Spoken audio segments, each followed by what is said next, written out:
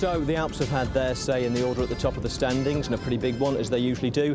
Now it's time for Lake Annecy to stick its oar in, or rather the road hugging the shoreline of Lake Annecy. It's the final individual time trial of this year's race. In fact, the only one we've had since back on stage 1 in Monaco. That was 14 kilometres. This one is only just over 40, so it's not a marathon either, but it's going to have a substantial impact of its own on the classification. Setting off from the northwest tip of Lake Annecy, the course heads south, hugging the shore as it goes. 4 time checks along the way to let all the contenders know how far up or down they are on their rivals. And largely flat, but for one small climb, the Côte du Bluffy, 2/3 of the way round.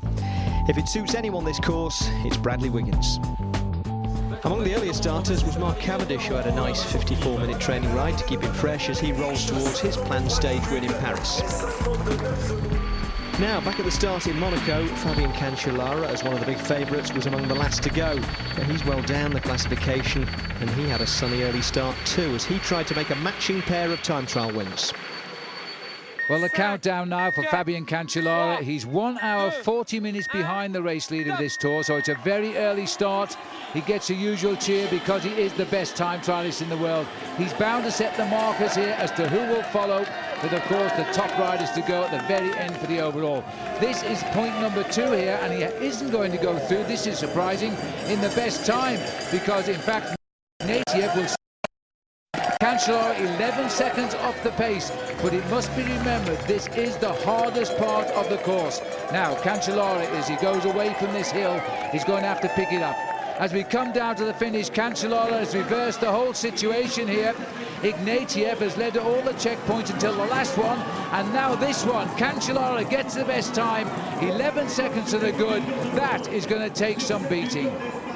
So, best time for Cancellara, and a pretty good one for David Miller. He came in 38 seconds down on Cancellara's time, which was enough for 3rd place in the early going. Also, no doubt, relaying information about the course back to his teammate Bradley Wiggins. He spoke to Ned. Treat it like a 10-mile time trial, which is the master axe is just pan flat, and basically you got that kind of 10-mile section out there. Just treat that like he's going for the 10-mile record. Then at the turn, it's very fast, so he can then relax a bit in the 4Ks before the climb, just kind of absorb what he's done before then, and then hit that climb and finish at the top like it's the end of the race. Because once you get to the top, literally from the top to the bottom, everyone's going to be going the same speed effectively. It's just so fast. Is yesterday out of his system because it was a bruising day for him, but actually he rode very conservatively and really pretty clever to limit his damages, didn't he? He rode like somebody who's ridden like 5 Grand Tours for the win. I mean, he's amazing me on a daily basis. But the cheeky monkey this morning got on his home trainer, came off and said, "Oh, I feel quite good." I think that kind of blew out the cobwebs yesterday. So, I mean, I think we can count on him doing something special today. I think he's going to get his first Grand Tour stage win. Now, as it turned out, Fabian Cancellara's time stood all day until there were just the top 6 left to go, starting with Bradley Wiggins. 3 times Olympic gold medalist in Athens and in Beijing, now looking for a podium at the Tour. Bombs away.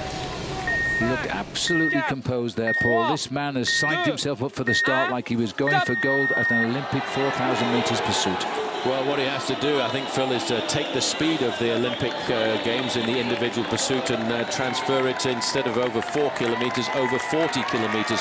He is a phenomenal time trialist. He's slimmed himself down dramatically over the last 12 months to change himself from being a top track rider to being one of the top riders in the world.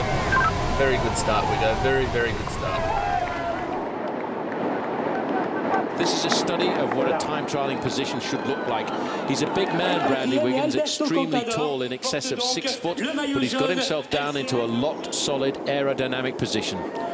Yes, it's his playground now. The dishing out of pain which Alberto Contador gave Wiggins yesterday in the high mountains might be reversed today. Wiggins is one of the best time trial riders in the world. I think he is also mentally ready for it. Mentally ready to do a ride that might put him into a podium place going towards Paris. Well, for Hincapie, it's a question of just getting this stage out of the way and getting himself psyched up and ready to do battle tomorrow and the next day when we go to the slopes of the Mont Ventoux. The next time checks to start to dribble in, though, Phil, will be extremely interesting. Wiggins is out on course. The man chasing him is Andreas Kloden. Andreas Kloden getting ready for his big time trial today. He's no stranger to the Tour de France. This is his 7th event. He has twice been on the podium, 2nd overall in the Tour de France. Now he's underway. The last time he finished the Tour de France was 2006 when he was 2nd, as he now starts to settle into. Still a little bit annoyed at the way Contador dismissed him and dropped him and kept Franklin and Andy Schleck in the action yesterday. And he probably cost Cloden the 2nd place overall in the start in the time trial today. We're getting down to the big names of the time trial here this afternoon. There are only 4 more riders to start after Wiggins and Cloden. Armstrong in a couple of minutes' time. Frank Schleck, Andy Schleck, and then Alberto Contador at 47 minutes past 4 o'clock here in the afternoon in France. Well, here we're looking into the face of Lance Armstrong here. Now he's wondering whether or not he can climb himself up into a top 3 position at the end of today. So the final composture of Lance Armstrong back in the Tour de France, back in the time trial, looking for a win, which doesn't usually elude him in the time trial. But we'll see what he can do now. He's down the bank. He's got to go now. The crowd is cheering him away. The biggest cheer of the day. Well, just talking to somebody yesterday, Phil, who was at the top of the Col de la Colombière, said that when Armstrong came over the top there in 4th position on the road, the biggest crowd was reserved for him. I think the crowd have really got behind this man.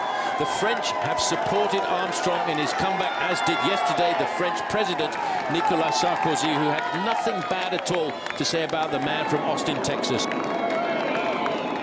The elliptical chainring here of Bradley Wiggins. He's looking for the first time check at 18 kilometers. That's in the town of Dussart. 147 riders have reached that point so far, with Mikhail Ignatiev, himself a very good track rider, Olympic gold medalist too in 2004, who stopped the clock there at 20 minutes and 21 seconds. Probably in about 15 minutes time now we'll get a chance to see if Bradley Wiggins is on a good ride. A special bike for Lance Armstrong this afternoon, Phil, the Livestrong time trial bike. Well, as he settles into his rhythm here, the weather is good. If anything, the wind has dropped quite a lot at the moment. The first time check comes at 18 kilometers in. He needs to take 20 minutes and 21 seconds to get there to be the best time alongside Ignatiev. Well, Lance Armstrong, Phil, is looking for 1:29 on the time of Andy Schleck if he's going to move into 2nd place in the overall standings tonight. He's looking for 30 seconds on the time of Frank Schleck. And we all know the 2 Schleck brothers are great mountain climbers, but certainly when they come to this specialized discipline of the sport, the individual time trial, it is not the part of the sport that they enjoy the most. And Frank Schleck now rolling down the track for 40.5 kilometers. He realizes, Phil, this is possibly a rendezvous with destiny for him. He knows that the time trialists like Armstrong, Contador, and of course Bradley Wiggins will be breathing down his neck by the end of the day once we rearrange the top end of the overall classification. It is so difficult to ride a time trial if it's not your speciality. Wiggins now is into his rhythm. He's 11 minutes up the road now, so he's approximately over halfway to the first check. And that's when we'll see what he's doing. He too, of course, is aiming at 2021 of Ignatiev. But more importantly, they're aiming to gain time on one another of these last 6 riders to start. Back to the start. Andy Schleck gets the 30 seconds in his ear. The Luxembourg's never had 2 riders at this level of the sport, and here they are going out today lying 2nd and 3rd in the Tour de France. That has certainly never happened before. Andy is 2nd. Andy, winner this year of a very big solid race called Liège-Bastogne-Liège, the oldest one-day classic on the calendar, and winning himself the National Road Race Championship. But for him, this is probably much more important as a rendezvous, the time trial, to try and keep himself on the podium. Can you have a better magnet than your own brother, because they are so close friends? 3 minutes up the road. He starts off now. He'll settle in as fast as he can. He's riding now because he knows the mountains hold no fears for him. Mont Ventoux, he's not worried about that. He wants to stop Wiggins, Armstrong, Cloden running away with time today, so he can hold on for when he gets to Mont Ventoux. Well, check this out for a man at speed. Bradley Wiggins, you can see the deep carbon fiber rim at the front. That's to make the front end of the machine as aerodynamic as possible, but he doesn't want to have a full solid disc wheel in the front there because he needs this bike to still be maneuverable. But the important thing, Bradley, is to keep a little bit in the gas tank for this climb, the Côte de Bluffy, which is very difficult. You have to go from one end of the overall gears right down to the opposite end. And as the cameramen there scrabble to get to the other end of the course to catch them coming back, the crowd have cheered away the maillot jaune. It has been an idyllic day for the start and finish of the Tour de France time trial here in Annecy. Now the maillot jaune just straightened his helm a little bit, quickly into his position. Contador, remember, one of only 5 riders in the world to have won all 3 Grand Tours, Spain, Italy and France. He won France 2 years ago, couldn't come back last year for political reasons, his team wasn't invited, but now he's back and now he's free to fly. Well, he's won every one of the last Grand Tours that he has participated in. The Tour de France, a last-minute selection last year to the Tour of Italy, and then the Vuelta a España at the end of last season. But this year, Phil, he has based everything on the month of July. He wanted to be absolutely perfect coming out here. One of the reasons he rode the Spanish Time Trial Championships was because he wanted to test out this machine, the actual machine he's riding in the time trial here around Annecy. Well, it went well, no doubt about that, in the Spanish Time Trial Championships. Now, as he lays down here, his face already in a grimace of pain. Remember that all of these top riders now speeding towards the 18-kilometre check. None of them are there yet, but they can't be far away, I must say. The fact is, Phil, is that Lance Armstrong is around about 4 seconds away from getting that lead, that 3rd place. But Bradley Wiggins has just gone through with the fastest time, faster than Mikhail Ignatieff by a single second. 20:20 for Bradley Wiggins. He has gone out like a fire.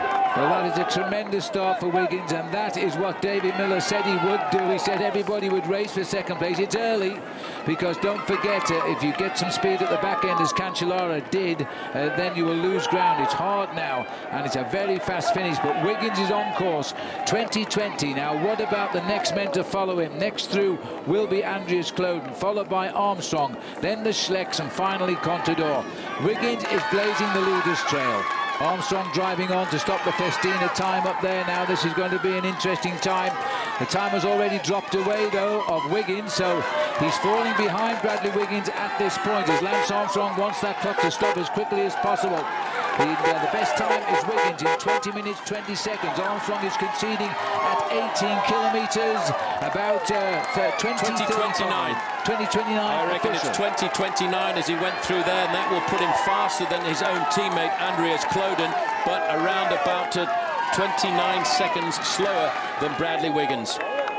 The sun is out now and shining on a British rider who dreams of a podium in Paris. It's never happened before in the history of the Tour de France, which goes back a ways, back to 1903. But Wiggins is a different bike rider in this year's Tour, and he knows now this is the chance. He's got to gain time. He has to put time between himself and the 2 Schleck brothers, because they will come out again and fight on the slopes of the Mont Ventoux. He suffered a bit there, Paul, because he's gone through 25 kilometres and he's lost 10 seconds. He's not best time now at the check. In fact, it's Mikhail Ignatieff, who was originally best time from ages ago, has gone through. So Bradley is suffering where everybody else is on that one stretch of road just here. Well, it could very well be because of the difference in the weather conditions. There was a big wind early on this morning, which pushed the early riders over the first 30 kilometres at speeds, Phil, approaching 60 kilometres now. But the most important thing is now, how can he handle the climb? This is the arrival of the winner of the Tour de France last year, Carlos Sastre. Where's #1? A little bit anonymous in the Tour, but you know, when you've been a great champion of the Tour de France, you always have a big number on your back. He stops the clock in 59th. The situation at the first check is Wiggins, Ignatieff. We can dismiss him, I think. Armstrong, Kloden, Cancellara has dropped down to equal 4th. At the second check, though, Wiggins has gone behind Ignatieff, indicating this part of the course is a little bit difficult even for him. But again, we only need to compare Wiggins against Armstrong, the Schlecks and Contador, and indeed Kloden. Lance Armstrong has continued on now. He's gone through as he heads on up to the next check, which will come at 25 kilometres, and it's a tough ride, that. Well, it's the next part of the course is going to be important for Bradley Wiggins, Phil, because on the slopes of the climb, a lot of riders have started to suffer and to slow down. We haven't even got to the arrival yet of this man. A great ride by Andy Schleck, who's just gone through the first time check there, Phil, with the 8th time, only losing himself 26 seconds. Now, this is the arrival of Alberto Contador. It looks like 20 minutes on the clock. He's going to go inside the time of Bradley Wiggins. No official time check, but there it is, unofficially, 20:03. Well, that is absolutely amazing. Alberto Contador had his speed wobble on turning left there, 20.02. That is the best time, 18 seconds quicker than the Wiggins, who's the champion at the moment. Everybody is now through the 18-kilometre dip check. Contador has come through it best at 20.02. Wiggins is second best, plus 18 seconds. Ignatieff, forget him. Armstrong is next best at 27 seconds. And those are the three who are head-to-head. Well, this is the top of the climb now for Bradley Wiggins. The time he's looking for is the time of Mikhail Ignatieff, 37 minutes and 25 seconds. And the Russian rider was fastest at all three time checks on his way to go down towards the finish line, but he failed a little bit over the last part of the course when Fabian Cancellara kicked in, I think, the twin turbos. So the face is grimace here. Wiggins may be a little bit behind here, but it'll swing back in his favour as he starts the run for home. He is still the best rider, apart from Contador, on the time board amongst the favourites. It's a long ride from the crowd line on that corner, but it looks as though Bradley has done pretty well here. He seems to have recovered a little bit as he heads up against Ignatieff. He's stopped the clock and he's reversed it now. 4 seconds to the better. Now Bradley, he's free to fly home. Well, he's coming to the part of the course, Phil, once he goes over the top here that would suit his ability, because this is the fastest part of the course. This is where Fabian Cancellara laid down the foundations of his very fast time on the finishing line. If we're looking at the yellow jersey, virtual yellow jersey at the moment, we're looking at Alberto Contador, Schleck and Armstrong. But, you know, Bradley Wiggins is starting to pull himself just that little bit closer. We're looking here now at the man who wears number 22. Armstrong was 11th at the second time check, and now he's looking to see what he can do at the summit of this climb, the climb of the Côte de Bluffy. Armstrong sitting up a fraction now, trying to get as much oxygen into his lungs as he can. He's hoping and dreaming that at the end of this day he will move up a place in the overall standings to third position at the end of the day.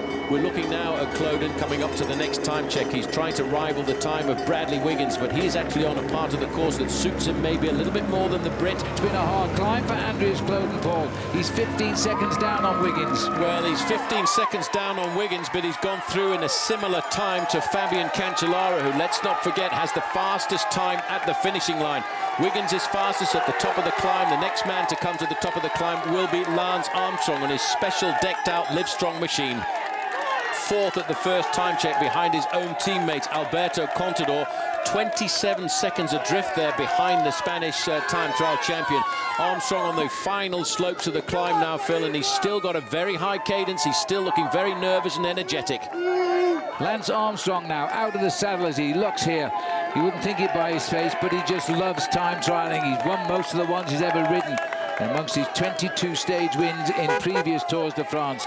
He really is taking the shortest way round here. A little way to go yet to the check. Yes, he's been on the bike now, Phil, for 36 minutes, and about a 1.5 minutes time he should be able to get himself up to that time check at 28.5 kilometres covered. Then it's all about the final 12 kilometres. Can you lift the pace? Can you push the speed up to 55 kilometres an hour to round off a very high average speed at the end of the day? Well, Frank Schleck has conceded 1 minute and 20 seconds now away off Bradley Wiggins. He's gone through the 25-kilometre check, so he's losing a lot of time here. Wiggins could eat himself into a podium position with just a few days to go to Paris if he continues at this speed. Christophe Lemavelle into the finishing straight, faded a little bit this afternoon. He's had a lot of pressure on his shoulders to try and keep up in the best place Frenchman performance. He's rivaling the time there of Stuart O'Grady as he comes to the finishing line, but he too, I think, can come out and do a little bit more battle over the next couple of stages. 3 minutes 18 conceded there by Christophe Lemavelle, and that's again only to Fabian Cancellara. It's how much will he concede to Bradley Wiggins, I think, because we've gone back to Lance Armstrong now. Remember, the time of Wiggins is 37 minutes and 20 seconds. Lance is up in the same region, but he will concede time, but he's not conceding a lot here as he heads up towards the top of the climb. Wiggins 37.20 is just gone by now.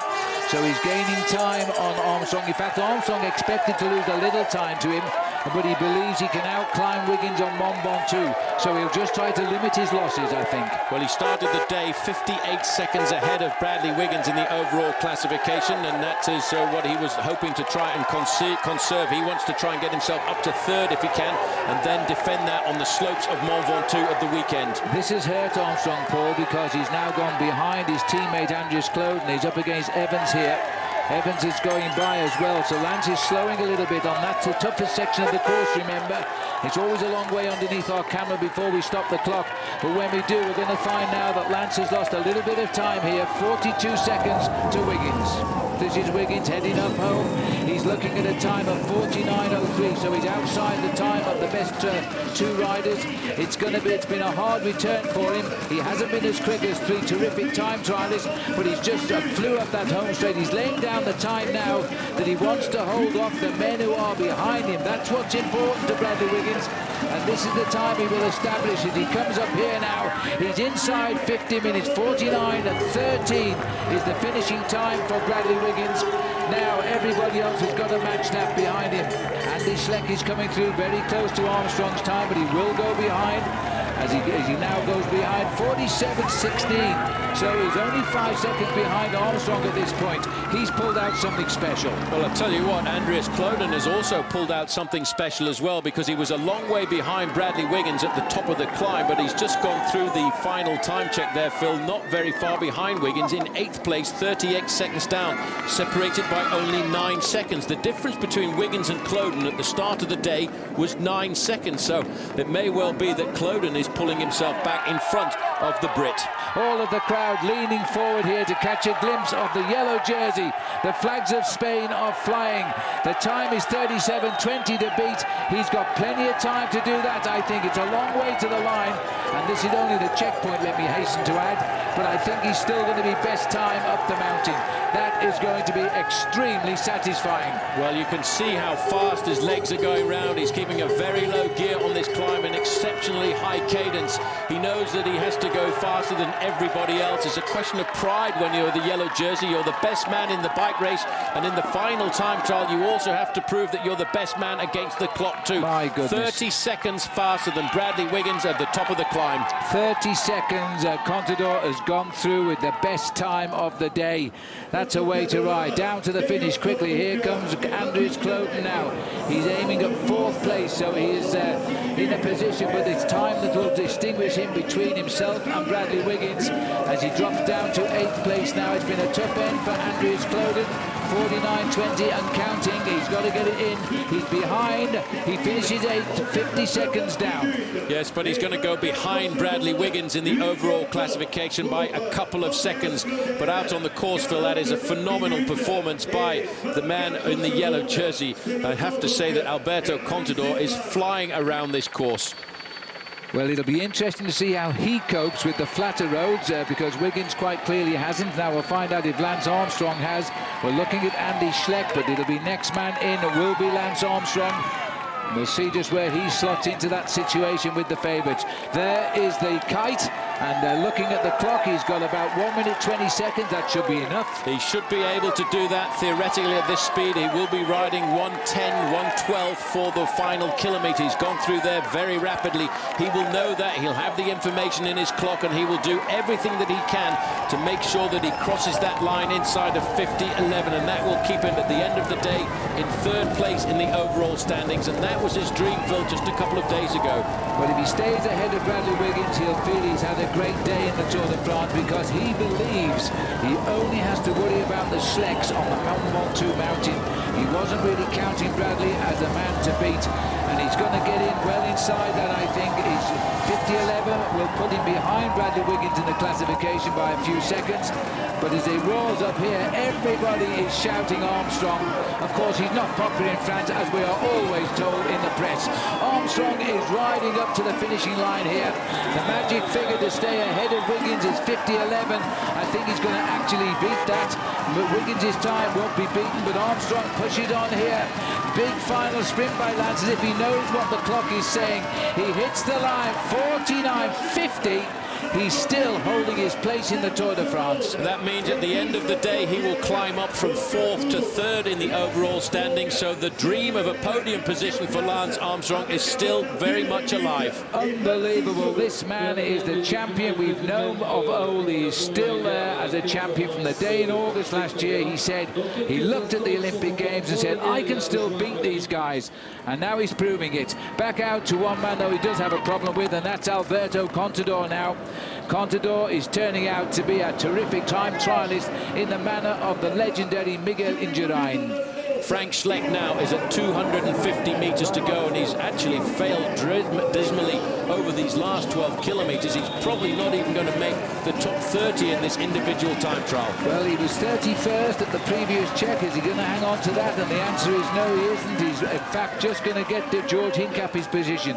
He's 33rd. It'll be 35th on the day with 2 riders still to finish, conceding 2.5 minutes to Fabian Cancellara.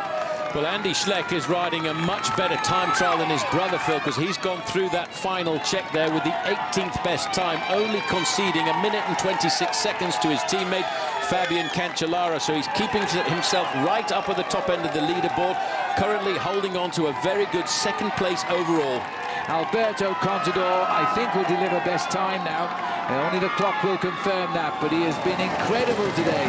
Here comes Andy up the home straight. When this tour started, he was a favourite to do well. He's confirming that now.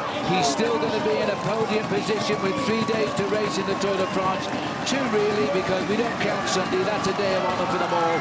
Andy Schleck now drives on towards the line. 1 minute 41 he concedes to his teammate Fabian Cancellara, and that is a time which will keep him in 2nd place in the Tour de France. And that was his goal at the start of today's stage. It was also the goal of Frank Schleck, but Frank just could not rival his brother in the individual time trial. Only one man left out on course now to challenge the performance of Fabian Cancellara. Let's remember that Alberto Contador left the start house exactly 3 minutes behind Andy Schleck.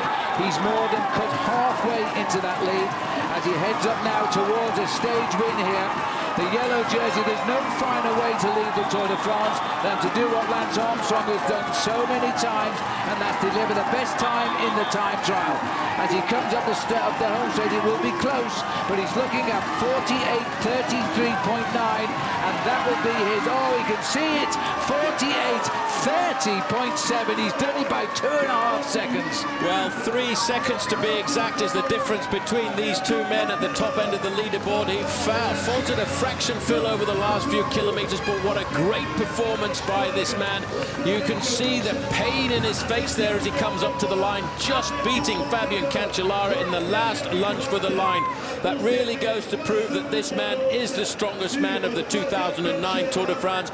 He has shown it in the mountains. He's defended it admirably here with a great win in the individual time trial. Well, 80 riders set off after Fabian Cancellara and failed to better his time. The 81st got him by 3 seconds. Contador, Cancellara, Ignatieff was the 1, 2, 3. Gustav Larsson was 4th, David Miller 5th, and Bradley Wiggins 6th, 43 seconds down on the winner, but ahead of all his other rivals for the podium.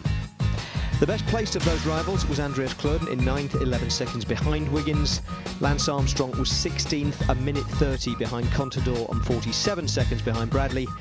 Andy Schleck was over 1 minute behind and 1:45 behind the winner. And Frank Schleck lost 1 minute 51 to Wiggins, 2 minutes 34 to the winner. Alberto Contador takes his 2nd stage win of the Tour and is on his way to his 2nd Tour win. He now has 4 minutes 11 seconds over Andy Schleck in 2nd place, 5 minutes 25 on Lance Armstrong, and Armstrong has 11 seconds on Bradley Wiggins. That's how close he is to the podium. Andreas Klöden, meanwhile, is just 2 seconds behind him.